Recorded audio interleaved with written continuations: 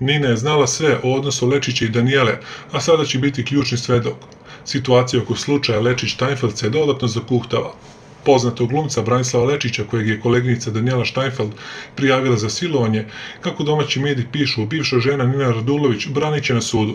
Kako piše list, Informer, voditeljka Pinka ubeđena je da je njen bivši suprug nevin, pa je spremna da svedoči u njegovu korist ukoliko tužilaštvo podigne optužnicu protiv njega.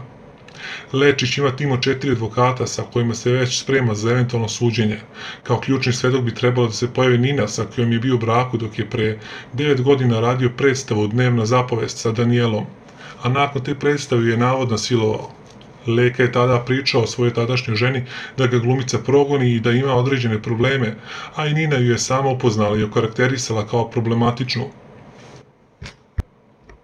Lečić je u svom video obraćanju rekao da je Nina znala sve što se dešavalo sa Danijelom, kao i da je Radulovićeva bila upoznata da Danijela planira put u Ameriku, ali ne zbog silovatelja, već je dugo planirala da se odseli iz Srbije.